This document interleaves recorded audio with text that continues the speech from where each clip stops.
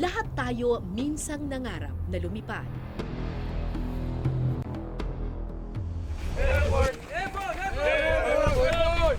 Pero hindi lahat ng tao may lakas ng loob na gawin ito.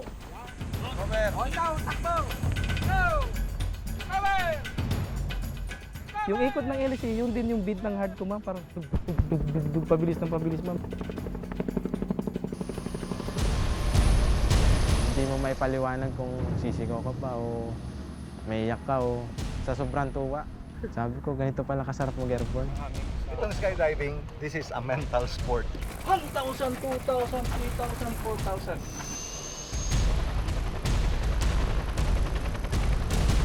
Kabang-kaba po ako noon talaga. Kasi sabi ko, oras ko na ata ito ah.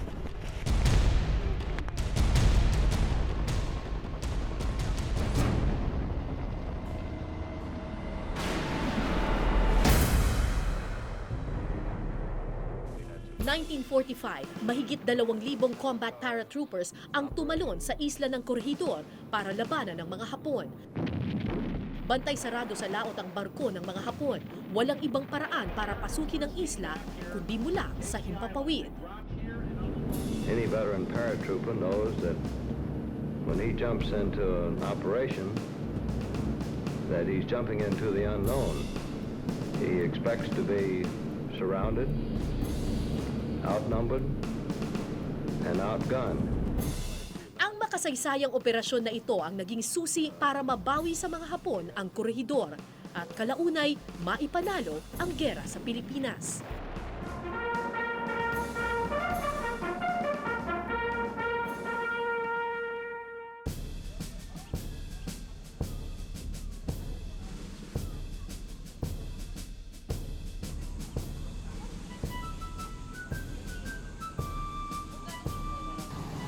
Makalipas ang halos 7 dekada, buhay pa hanggang ngayon ang inspirasyon ng mga combat paratroopers noon.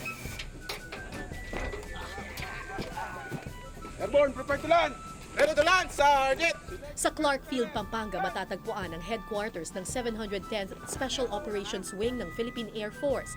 Isang elite force na kayang makipagbakbakan sa lupa man o sa himpapawid. Isa't kalahating buwan na training ang kailangan bunuin bago payagan ng isang sundalo na mag-skydive.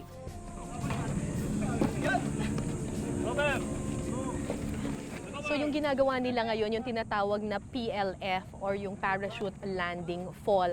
Kasi mabilis yung velocity, yung force ng pagbaba mo from the parachute papunta sa ground. Ayaw mong mabalian ka, ayaw mong mabalian yung elbow mo or yung spine mo. So may proper na forma kung paano ka maglaland. Kailangan ang tatama lang ito, at saka, I think ito. Move faster, soldier! Wait lang, sir. Ready to land, Sergeant! Si Airman Second Class Serafines ang isa sa mga baguhan sa training. Yan! Ilang beses siyang paulit-ulit na pinatalon at pinagulong sa lupa, pero hindi nagreklamo ang sundalo. Kada talon mo, panibagong experience po yun. Kasi hindi naman po fix yung hangin eh. Pwede kang madala kung saan, pwede kang madala sa puno, pwede kang maglan sa puno, pwede kang maglan sa semento, which is na maaari kang madisgrasya. Land, Sergeant! Okay, land! Talon!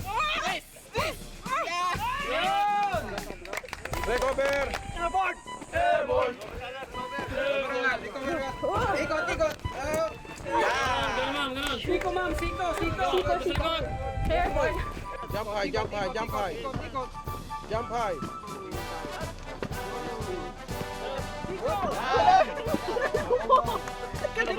Teka, yung ulo ko.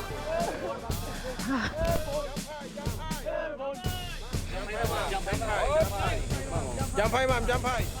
Okay! Airborne.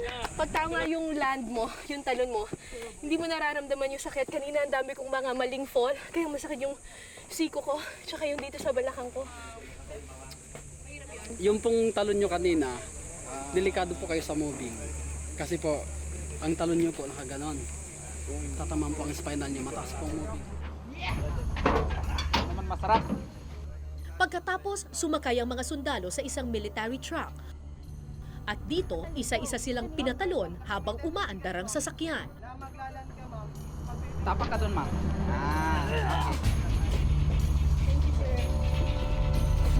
Okay.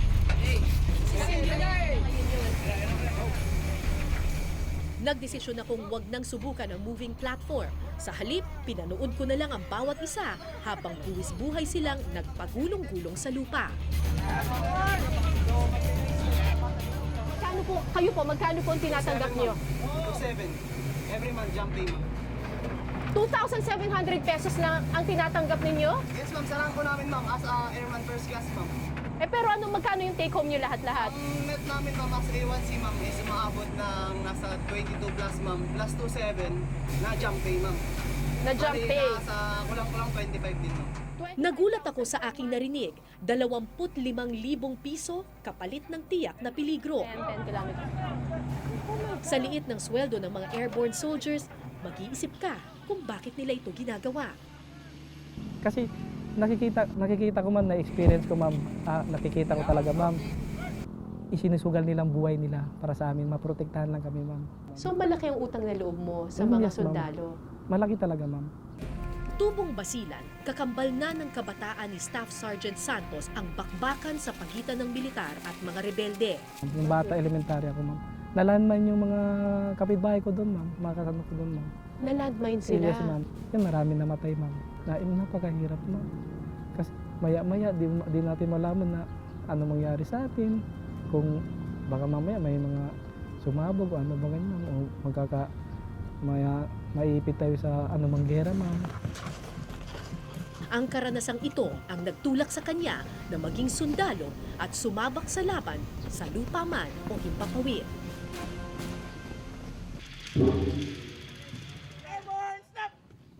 Sixto Serafines, request permission to enter the towering Impierno, home of the Sky Warrior.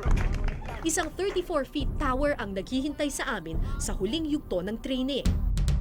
Dito, susubukin ang lakas ng loob ng mga trainee kung kaya nga ba nilang tumalon sa kalawakan. 1,000, 2,000, 3,000, 4,000. So ang sinisimulate dito yung actual na pag-jump na doon sa helicopter. Kasi ganito yung mangyayari doon, except that up there, mas mahangin siya at mas mataas. Sa loob ng tore, nakita kong muli si Serafines. Tulad ng kanyang mga kasama, maaga ring namulat sa gera si Serafines. At ang pagsabak niya bilang combat paratrooper ang naisip niyang paraan para iligtas sa peligro ang kanyang lupang tinubuan. Doon po sa amin kasi magulo po doon sa amin. Barely gusto ko rin protektahan yung mga pamilya ko doon. Kasi sa pagiging pong sundalo, hindi maaari ko po silang matulungan sa pamamagitan ng pagsalita ko sa kanila yung Ready, go! 1,000, 2,000, 3,000. Sa lakas ng hampas ng harness, kitang-kitang pumalo ang katawan ni Serafines. Kinabahan ako. Alam kong hindi biro ang talong ito. Wala pa naman pong namamatay sa ganito. Wala pa naman. Okay. Isa lang ang tumakbo sa aking isipan noon. Kayanin ko kaya ang lalim ng babagsakan. Okay, are you ready? Wait lang.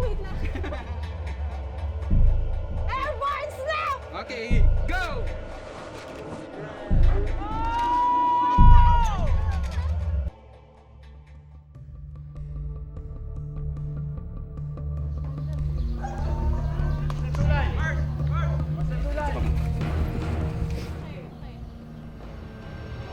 Go!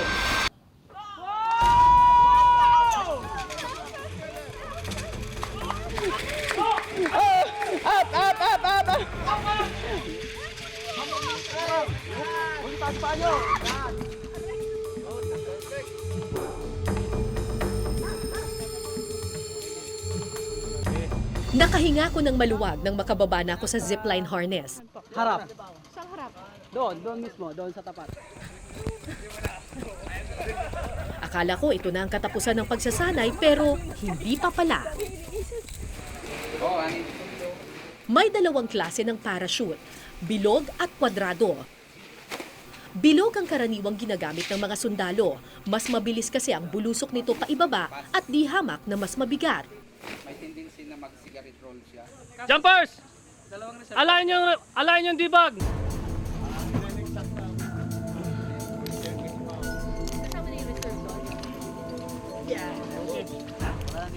So pagkatapos mag-aral ng yung tamang pag-land, na actually hindi ko pa napo-perfect, kailangan naman i-test yung endurance mo. Kasi yung parachute, mabigat siya, mga nasa 30 pounds siya, plus yung reserve parachute, 15 pounds. So mga 45 pounds yung kailangan mong buhatin. Kaya natin to. Sa simula, kayang-kaya ko pang buhati ng parachute bag. Nag-rise ako kanina. Ano to talaga kasi, Kim? Yes, ma'am. Nakakagod. Pero nang pinatakbo na kami, Soldiers, are you ready? Yes, sir! Yes, sir. One round jogging, kabalik na grandstand. Go!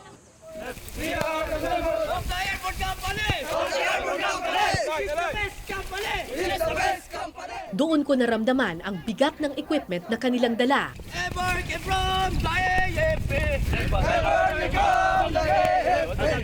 Sa aktwal na bakbakan, hindi lang mabigat na parachute ang bitbit ng mga sundalo, may nakasabit pang bala at baril.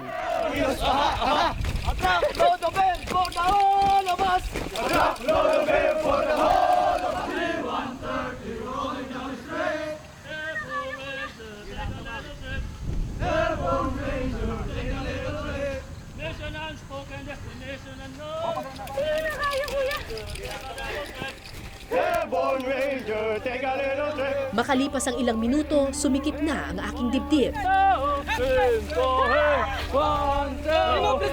Tanggalin mo ang reserve. Tanggalin ang reserve. Hindi ko na kaya. Sobrang bigat. Nahirapan akong huminga at nagdesisyon akong tumigil na sa pagsasanay.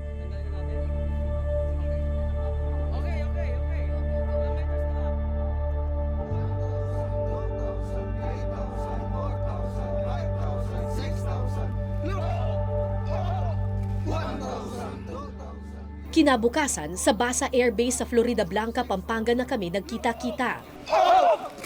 Now preparing to land. Preparing to land! Back right, Philip, land.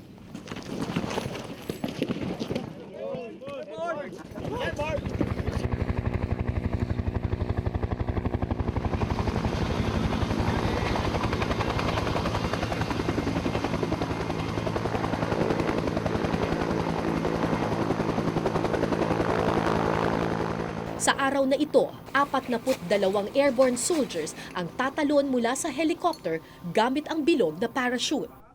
Lahat sila merong yellow na cord na nakakabit dun sa kanilang parachute, tapos na nakakabit ito dito. Once they jump, pagtalon nila, yun na yung mismong maghihila nung kanilang parachute. Kapag tumalon na sila, automatic na may iwan nito, bubukas na yung parachute.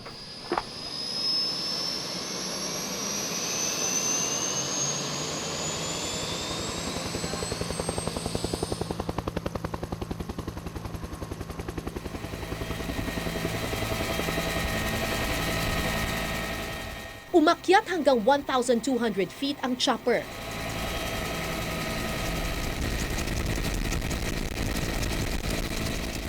Habang pataas ng pataas, palakas din ng palakas ang hampas ng hangin. At palakas din ng palakas ang kabog sa dibdib. Yung takot mo, nandyan naman yan eh. Pero pag talagang nandun yung puso mo sa trabaho, kasi hindi naman to trabaho eh, profession naman to, ma'am. Marami sa kanila ilang beses nang nakatalon, pero sadyang hindi raw nawawala ang kaba. Maganda yung kinakabahan mo kaysa wala. Kasi kampante kapag wala eh. Aha. Yes, ma'am. Anong pakiramdam kapag kinakabahan ka? Medyo pinapawisan ng malamig at nagdadasal na lang, ma'am, para bumuka yung parachute. Makalipas ang ilang minuto, isa-isa nang tumalon ang mga sundalo para sa kanilang proficiency jump.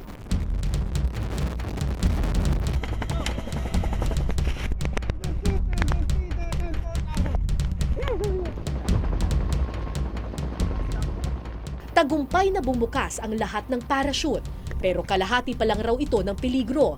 Dahil segundo lamang ang pagitan ng mga jumper sa isa't isa, may posibilidad na magkabanggaan sila sa ere. Ako po kasi yung yung first jumper, second jumper siya. Yung dragnet po ng parachute ko, pumasok po yung paa niya. Yung sa mga linya-linya po, pumasok. Nakakatakot po doon kasi pag nagbulupot yun, maaari kayong mamatay parehas. May peligro ring kaakibat ang paglapag sa lupa. Ang ganitong klaseng parachute kasi ang isa sa pinakamahirap ikontrol. Isang maling tapak, isang maling pihit, maaari kang mabalian. So malapit na mag-land yung isa sa mga paratroopers. Ang crucial dito ay yung landing kasi yung ganitong klase ng parachute, 7 to 9 feet per second ang bulusok. So tingnan natin kung paano land nito.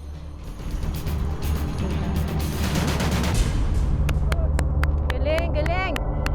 Ang galing, hindi niya kinailangan na magtumble or yung gumulong-gulong. Talagang nakita mo, nakatayo pa rin siya. Ang galing ng balance nitong taon to.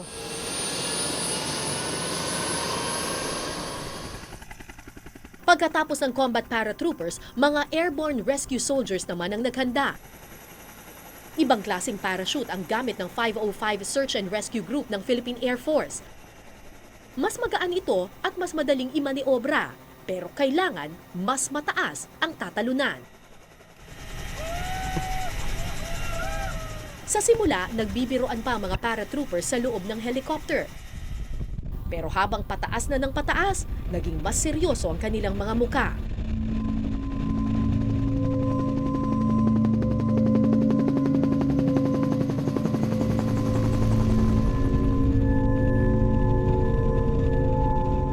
Makalipas ang ilang minuto, umabot na sa 4,000 feet ang aming lipad. Pero nagpatuloy pa rin sa pag-akyat ang chopper. Maya-maya, pumasok na kami sa mga ulap.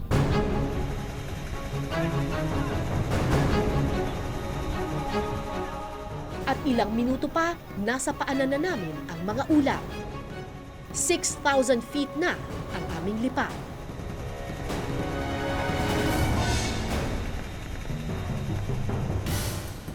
Sa puntong ito, isa-isa nang naghanda ang 505 Search and Rescue Group.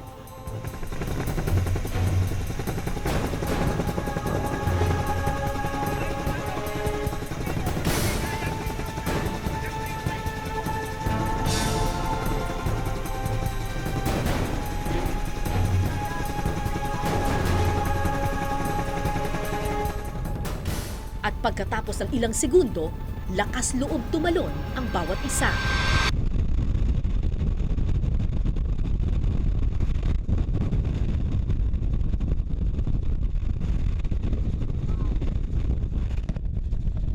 Ang mga naunang tumalon, 4 na segundo lamang bumukas na ang parachute. Pero nang tumalon ang huling jumper, hindi agad bumukas ang parachute. Kinabahan ako para sa mga kasama kong sundalo.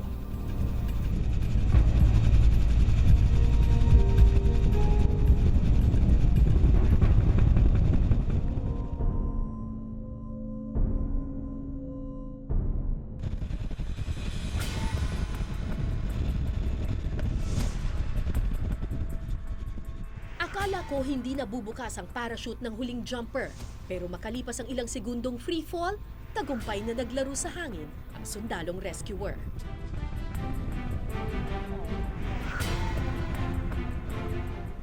Maya-maya pa, isa-isa nang nagbagsakan sa lupa ang mga jumpers. Aminado ang mga sundalong airborne na delikado ang kanilang trabaho, pero ang bawat peligro may kakambal namang kakaibang pakiramdam habang lumilipad sa kalangitan. Unang talon mo, airborne ka na. Unang talon ko noon. Sabi ko, ganito lang pala. Sabi ko, ganito pala kasarap mag-airborne. Kasi parang ibon na lumilipad doon.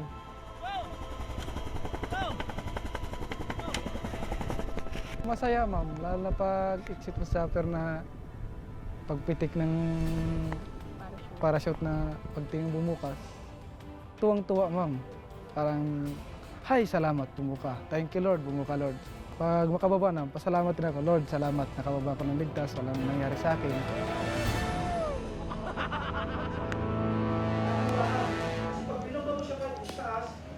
yung parachute, magkukulaps. Babagsak ka ng mga 100 feet. Gano'n. Kung malapit ka na sa 100 feet, is the ground ka na.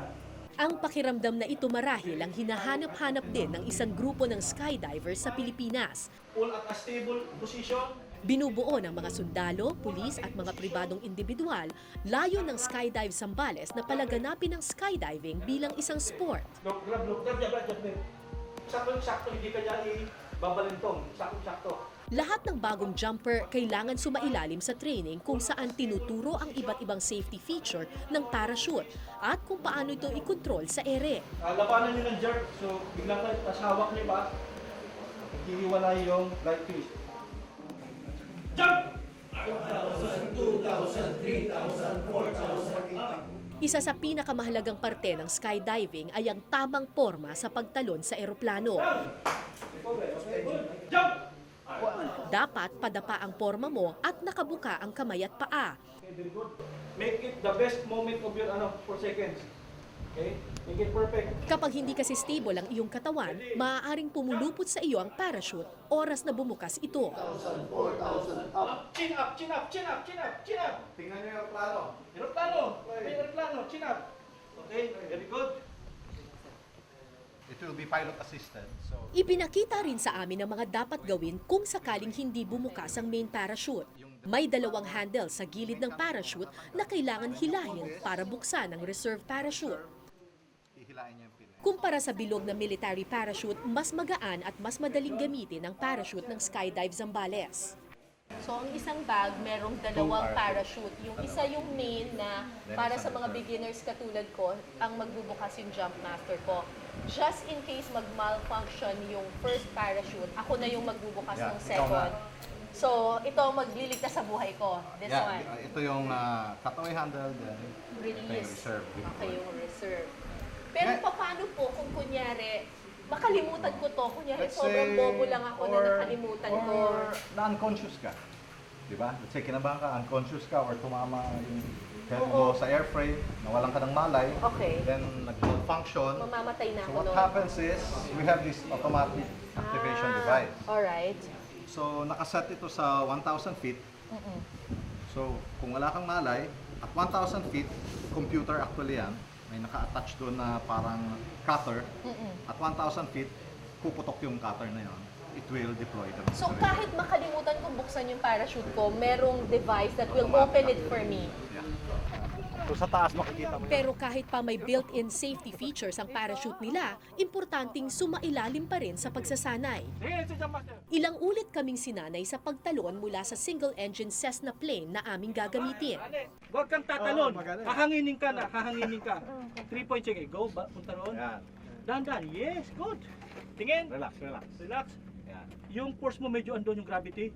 Medyo sa kanan. Okay. Ganito? Are you ready? Ready! 1,000, 2,000, 3,000, 4,000, up! Okay, good. Makalipas ang ilang oras, pinasakay na kami sa eroplano. Kasama kong tatalon ang aming jump master na si Colonel Jess Durante at ang aktor na si Raymart Santiago na ilang beses nang nag-skydive. Itong skydiving, this is a mental sport. Okay. Actually, ang physical dito is 30%, all mental. You have to trust yourself, trust your equipment, and trust your training. Okay. That's it. So dapat lang wag magpanik kasi pag nagpanik ako, my head is going to And to think, hindi ako makakaisip. hindi ka makakaisip, you'll get confused, and to think that we're talking of split of seconds.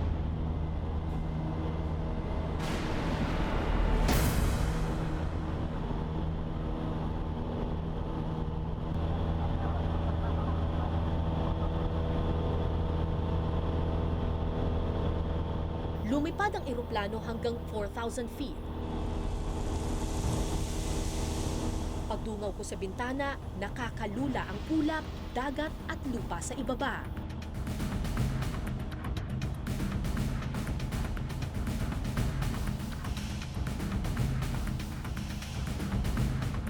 Pinipilit ko na lang umiti, pero ang totoo, labis na akong kinakabahan.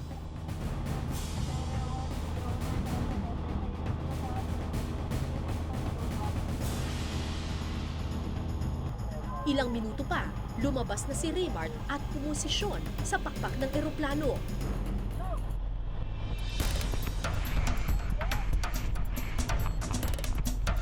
Tagumpay ang talon ni Raymart. Tagumpay niyang nabuksan ang kanyang parachute.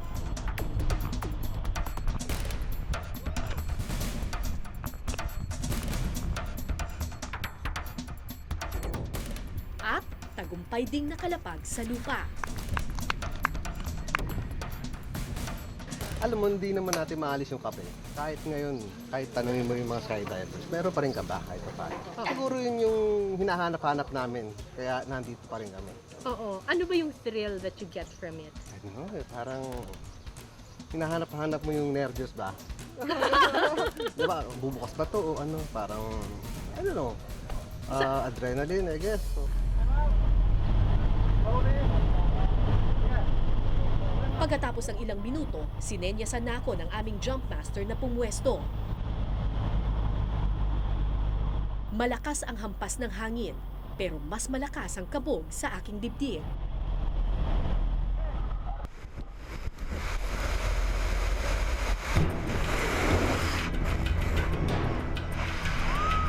Pagkatapos ng 4 na segundo, bumukas din ang aking parachute. Pero nakabuhol ang mga tali nito, kaya kinailangan kong magpaikot-ikot sa ere para matanggal ang buhol.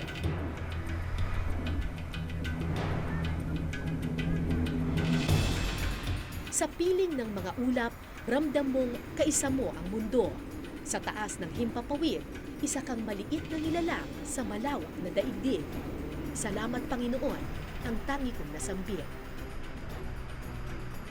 Steady, 50%, turn right, turn right, turn right, turn right. Focus ma'am. Taas kamay, taas kamay. Okay, balikan ko lang. Okay, continue.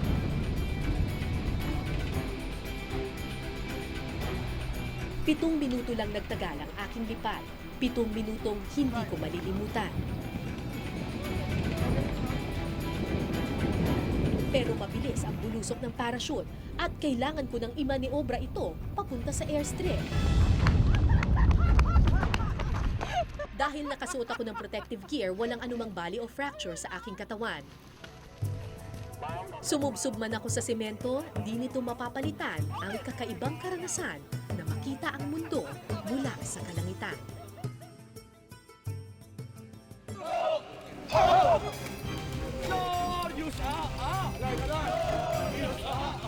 Sa lupa man o sa himpapawid, handa silang sumabak sa ngalan ng kanilang sinumpaang tungkulin. Sa anumang pagsubok, hindi mawawala ang takot at kaba. Pero gaano man kalakas ang kabog sa dibdib, sadyang mas malakas ang tawag ng tungkulin. Ako po si Cara David at ito po ang Eyewitness.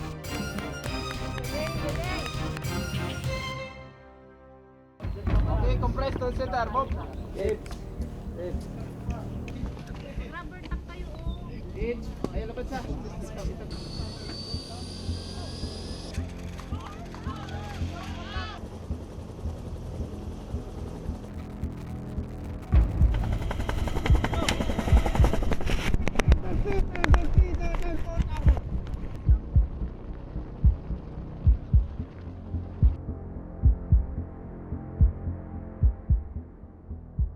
Maraming salamat sa pagtutok ninyo sa Eyewitness mga kapuso. Anong masasabi ninyo sa dokumentaryong ito? I-comment nyo na yan. Tapos mag-subscribe na rin kayo sa GMA Public Affairs YouTube channel.